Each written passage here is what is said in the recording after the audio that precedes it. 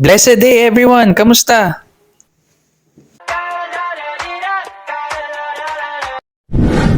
Eto nga, sinundo na kami nung shuttle van namin. Papunta nga pala kami ng Winnipeg neto. 2-hour drive kaya makakatulog pa kami at makakapagpahinga pa sa biyahe. Morning. Time check muna tayo, 6:48 ng umaga. Sobrang foggy nga ng daan nito. Gusto ko nga sanang matulog, pero hindi na ako nakatulog. Si Miss Marquez at si Cheers na lang ang nakatulog sa biyahe. Eto nga, parating na kami sa Winnipeg finally. After almost 2 months and a half, makakabalik na rin kami ni Cheers. Bali, second time pa nga lang uli namin nakapunta dito. Pero si Miss Marquez pangatlo na kasi nung pangalawa niya, sinundo niya kami ni Cheers nung dumating kami. So dito uli ang drop-off point namin sa airport. Ganon din, pabalik ng Brandon, dito uli kami pipick upin sa airport. Sobrang smooth nga lang ng biyahe namin kaya ang sarap din sa pakiramdam. Time check, 9:04 nga pala kami dumating dito. And 3:30 pa yung start ng soundcheck kaya marami pa kaming time. Nga pala imimit namin yung dati naming OJT sa Diamond Hotel. Si Paolo, dito rin siya nag-i-stay sa Winnipeg. Nakakatuwa nga nung minessage niya ako kagabi lang. Napanood niya kasi yung live namin ni Miss Marquez last time na binanggit namin na pupunta kami sa Winnipeg ng August 13. So minessage niya ako kagabi. Sabi niya, Kuya, meet tayo. Sakto, 4 PM pa yung pasok niya sa work. Tapos naman kami, maaga kaming dumating dito. Kaya sabi ko, sakto, magkita tayo. Habang iniintay nga namin si Paolo, ito, naglalaro na naman si Cheers. Nakakatuwa nga rin tong si Paolo kasi dati sobrang sipag niyan kahit OJT pa lang yan. Talagang nakikiusap kami dyan na magstay siya o kaya pumasok siya ng maaga sa duty kasi kailangan namin ng tulong talaga. Ito nga, finally, nagkita na kami. Hindi pa rin nagbago itsura ni Pao, lalong pumopogi. Ito nga, sumakay na kami ng pa-downtown ng bus. Buti na lang sinamahan niya rin kami kasi kung kami lang ay malilito rin kami ni Miss Marquez papunta sa venue. And good thing, naipasyal pa niya kami sa downtown kasi nga dito rin siya nagwo-work. Nakakatuwa nga dahil kahit ng bata pa niya, kapitan na siya ng banquet service. And kahit saan siya talaga ilagay, mapa-bartender, mapa-barista, talagang nag-a-adjust tong batang to. Napakagaling talaga nito. Kahit nung OJT pa to, talagang nakikitaan na namin na magkakaroon ng magandang future to eh. Makikita mo naman yan. Nakapag-Singapore, nakapag-barko, and then ngayon nasa Canada na. Naalala ko pa nung nasa Diamond kami. Talagang nakakasabay siya sa galawan namin. Kaya talagang di na ako nagtataka kung nasan siya ngayon. Bukod pa doon, napakabait at napakagalang pa. Tsaka sobrang na-appreciate ko yung nag-reach out siya sa amin. Talagang binigyan niya kami ng oras para magkita kami. Almost 12 years na nung huli kami nagkita. Medyo ibang-iba nga rin talaga yung Winnipeg kumpara sa Brandon.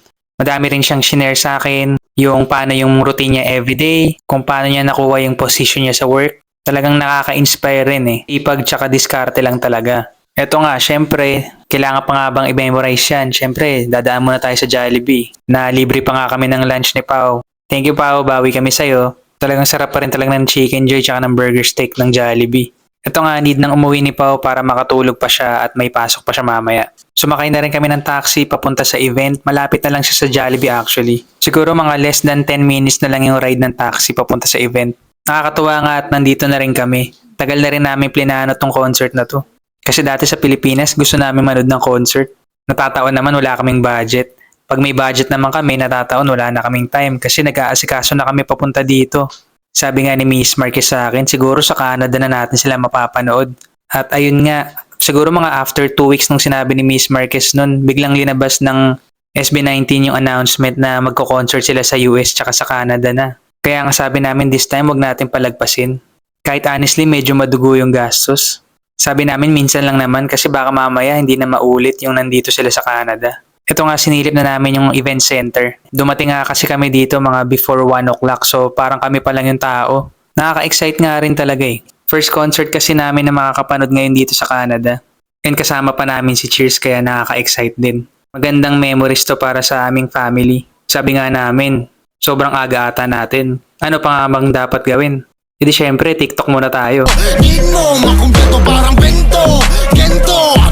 Ayun, bumalik na muna kami dun sa waiting area. Kasi nga hindi pa ready yung rooms namin. Nakakatuwa, may mga na-meet kaming mga napakababait na 18. Shoutout nga pala kay Apple, kay Nicole, and kay Christina. Napakabait na mga bata.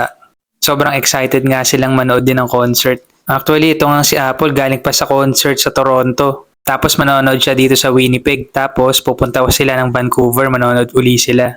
Sana all. Eto nga, ready na yung rooms namin. Makakapag-ayos pa kami kahit papaano at makakapagpahinga. Kasi almost 2 hours pa yung iintayin namin. Excited na nga tong isang bata dito na pasayo na naman. Ito nga at papunta na kami sa room namin. Ibababa mo namin yung gamit namin para mamaya maliit na bag na lang yung bit-bit namin sa concert.